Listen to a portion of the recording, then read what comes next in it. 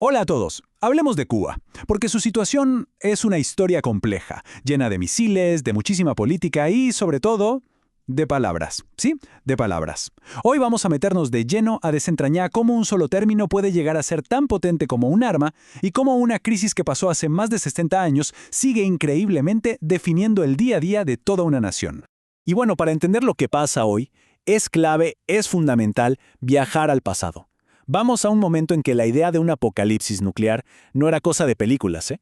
Era una posibilidad real, inminente, y estaba pasando a solo 145 kilómetros de la costa de Florida. Imagínense. Un tablero de ajedrez nuclear. Y es que ahí es donde empieza todo, en el escenario súper tenso de la Guerra Fría. Ojo, esto no era una guerra de trincheras, era más bien como un juego de ajedrez pero letal entre las grandes superpotencias. Un juego donde cada movimiento, cada ficha, podía significar el jaque mate para el mundo entero. En este tablero, las piezas empezaron a mover muy pero muy rápido. A ver, por un lado, Estados Unidos tenía una ventaja estratégica clara: misiles en Turquía e Italia que apuntaban directo a Moscú. La Unión Soviética, con Nikita Khrushchev a la cabeza, se sentía acorralada y buscaba desesperadamente equilibrar la balanza de poder. Y en medio de todo esto, Cuba. Fidel Castro, con el miedo todavía fresco de la fallida invasión de Bahía de Cochinos, buscaba protección. ¿Y qué pasó? Pues que los soviéticos vieron en la isla la jugada perfecta para nivelar el campo de juego. Así que, con Cuba aceptando esa protección, teníamos a tres actores con destinos peligrosamente entrelazados. La tormenta perfecta. 13 días en octubre. Y es que esta mezcla de miedo, de estrategia, de movidas geopolíticas empujó al mundo al borde del abismo. Fueron solo 13 días, pero cambiaron la historia para siempre. La escalada fue rapidísima, de verdad. El 14 de octubre, ¡pum!, un avión espía estadounidense fotografía las instalaciones de misiles soviéticos. Apenas una semana después, el 22, el presidente Kennedy anuncia un cerco a la isla, una cuarentena naval. Ojo con la palabra, ¿eh? La usó muy astutamente para no decir bloqueo, que es un término de guerra.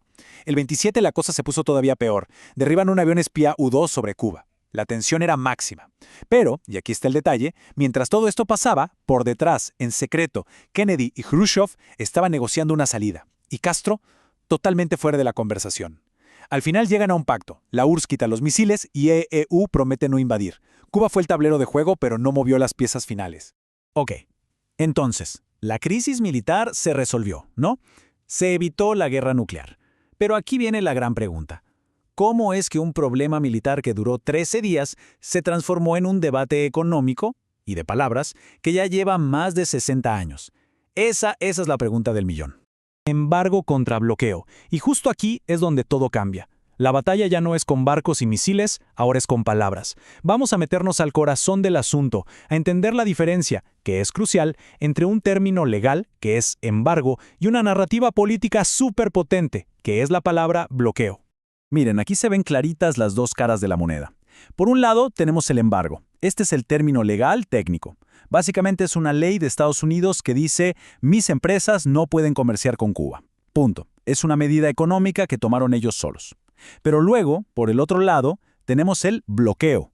Esta es la palabra que usa el gobierno cubano. Y es una palabra mucho más fuerte, ¿no creen? Sugiere que Estados Unidos está impidiendo físicamente que Cuba comercie con el resto del mundo. Evoca una imagen de asedio, de agresión militar.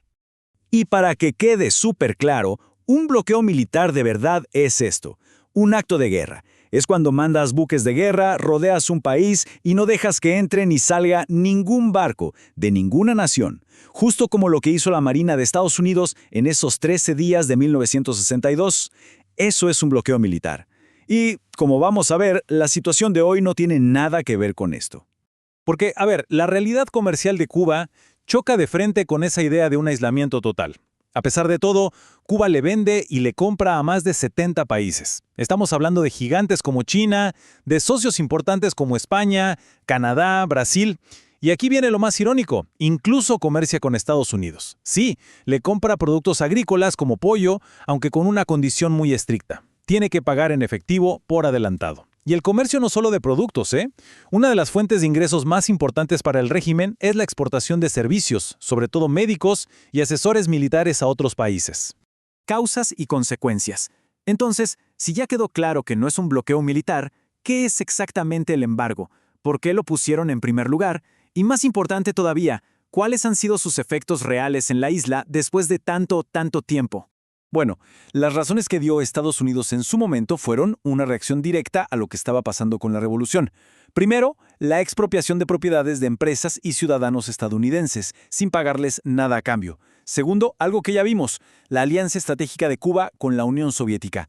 Para Estados Unidos, tener a su enemigo número uno de la Guerra Fría en el Caribe era una amenaza directa a su seguridad nacional. Y tercero, un tema que hasta el día de hoy sigue sobre la mesa, la situación de las libertades civiles y los derechos humanos en la isla. Y las consecuencias en el mundo real. Aquí es donde la cosa se complica, porque el embargo tiene como un doble filo. Por un lado, es innegable que genera dificultades económicas serias, hace muy difícil conseguir crédito internacional, encarece las importaciones. Pero por el otro lado, se ha convertido en el escudo político perfecto para el régimen. Es la excusa ideal para culpar de todos, absolutamente todos los problemas económicos internos a un enemigo de afuera. Les permite desviar la atención de lo que muchos analistas llaman el verdadero problema, el bloqueo interno. O sea, las propias restricciones del sistema a la iniciativa privada, la falta de libertades económicas y una gestión centralizada que después de más de 6 décadas, pues simplemente no ha dado los resultados esperados. Una guerra de palabras. Y al final, en eso se ha convertido todo. Lo que empezó como una crisis de misiles a punto de explotar, hoy es algo muy distinto. Es una guerra de palabras, constante, persistente, donde la narrativa que se cuenta choca una y otra vez con la realidad de los hechos. Entonces, para resumir y que queden claros los puntos más importantes, primero, la crisis del 62 fue un acuerdo entre las superpotencias. Cuba fue el escenario, pero no tuvo voz ni voto en la decisión final. Segundo, el comercio. Cuba sí puede comerciar con el mundo, pero las sanciones le cierran el acceso al crédito y al sistema financiero de Estados Unidos. Y tercero, la narrativa. El término bloqueo es la principal herramienta política que se usa para pintar al sistema como una víctima y justificar los problemas económicos. Y esta cita lo resume todo de una manera brutalmente honesta. El embargo le sirve a la dictadura como la excusa perfecta. Y es que esa es la gran paradoja. Más allá del daño económico real que pueda causar, quizás el mayor poder del embargo hoy en día es su valor como propaganda.